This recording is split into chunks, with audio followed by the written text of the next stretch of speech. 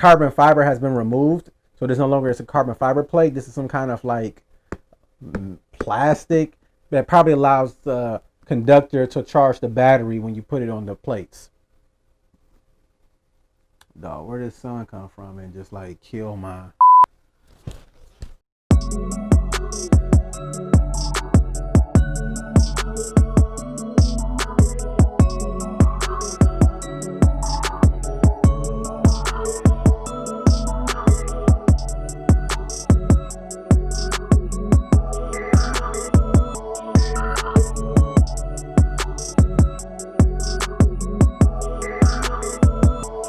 What's going on YouTube? It's your boy J Rose. Welcome back to the channel Ghostflykickz. Happy New Year. This is the first video of 2021.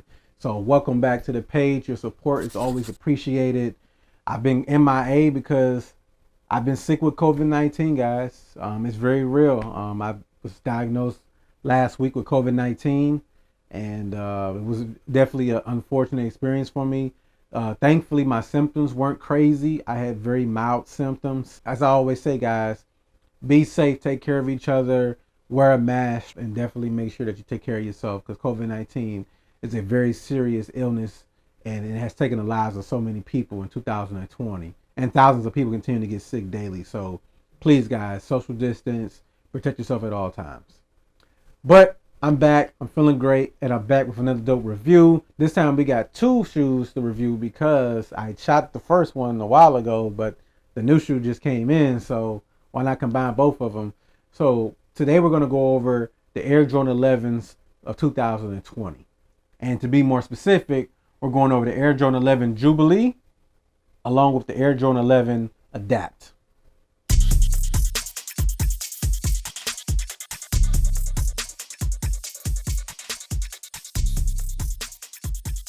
The Air Jordan 11 Jubilee released in mid-December. It is a predominantly black Air Jordan 11 with a milky outsole. However, it does commemorate the 25th anniversary, thus Jubilee, of the Air Jordan 11. This shoe features hits that are very reminiscent to the Space Jam with an all-black ballistic mesh upper. However, it does have some unique details such as a metallic chrome Jumpman on the heel, along with chrome hits of Jordan along the eyelets on both sides. On the heel, we have a plastic 23 that looks somewhat metallic, which is something different. We have an all black insole with a silver Jumpman and the number 25 on the insole. On the tongue and the third spacing, the traditional nylon patch has been replaced with a leather patch, which actually feels pretty nice, along with a silver Jumpman. And that pretty much does it. This shoe is kind of plain, but it's also very elegant. It's a very elegant design, very minimalistic. It retains the high cut and patent leather that we've grown accustomed to since they remastered the Space Jam in 2016.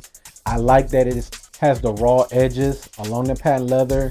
I love the die-knit cuts or the widow's peaks, and I actually enjoy that it is actual leather on the back of the heel. This is not that synthetic leather that we've been getting for a while. This is actual leather, guys, and the patent leather feels great. And this pair has very minimal flaws, if any. You know, the Phylon midsole has kind of like those little bumps, but that's kind of something you expect. Working our way to the outsole, we have that milky outsole with some hits of silver gray on the traction pads, along with our Jumpman in the middle, and then we also have carbon fiber. So nothing much to say about the Jubilee. Great shoe, does come with unique packaging. I like that they changed up the box a little bit, but for the most part, if you were looking for this shoe, you could have got this shoe fairly easy. And if anyone's looking for a size 12, I got a size 12. Next, let's get into the Jordan 11 Adapt. The Jordan 11 Adapt is actually a new entry in the Jordan 11 series. As you all know, the Adapt line was inspired by the Nike Air Mag with the power laces. That filtered into other models like the Adapt Basketball, the Adapt 2.0. It was another, the Euro model, and they just been continuing to improve upon that technology and integrate it into different shoes. So as you can see, they integrated it into the Air Jordan 11. It's a little bit bulkier in the midsole area because it actually contains the motor for the power lacing. And let's go ahead and take a look at it. Kind of gimmicky in a way, but it's still pretty cool. And I like the fact that this is the first iteration of the adapt technology in the Jordan 11. Hopefully we get more of these in different colorways, but let's go ahead and break down this shoe. So this shoe resembles a traditional Air Jordan 11. However, it is a little bit bulkier to accommodate the motor inside the midsole. One thing they did have to concede was carbon fiber has been removed. So there's no longer a carbon fiber plate. This is some kind of like plastic. The ballistic mesh upper has been actually replaced with this plastic textile, which is very similar to the same texture and textile that we get on the off-white shoes. So you guys have seen my reviews on the off-white shoes. It's the same type of diamond plastic overlay on top of this.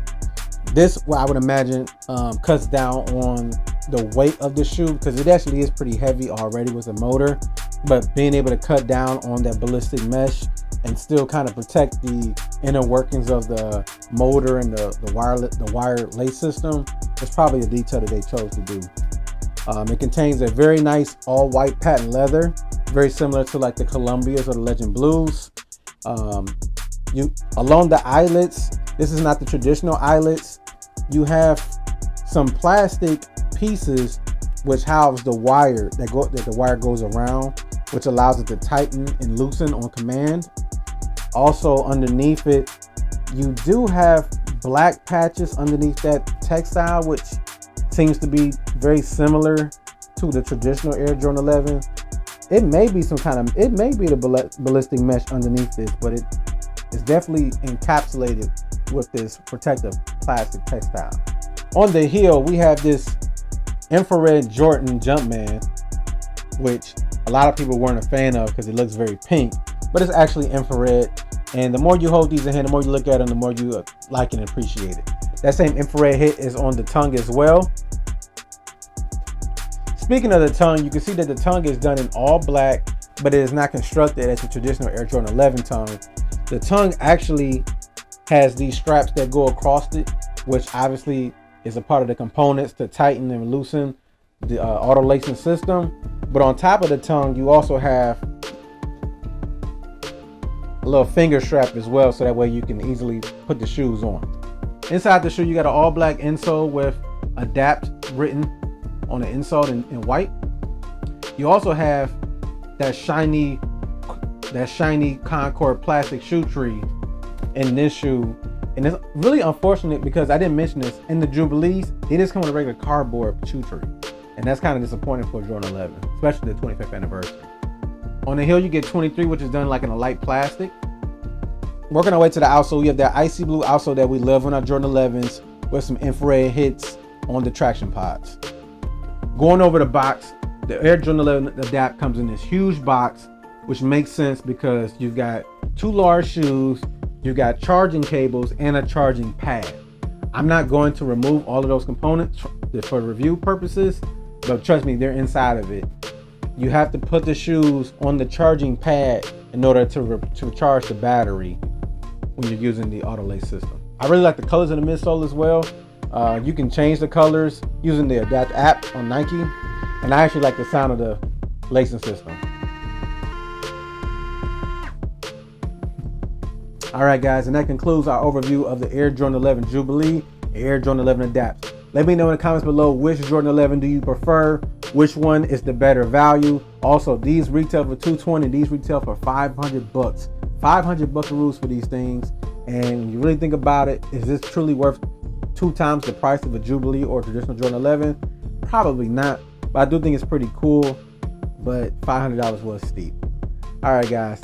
I'm your host, Jay Rose. Welcome back to the page Ghostflykickz. Thanks for checking this video out. Make sure you subscribe to be notified when I upload new content, and I'll see you guys later. Peace.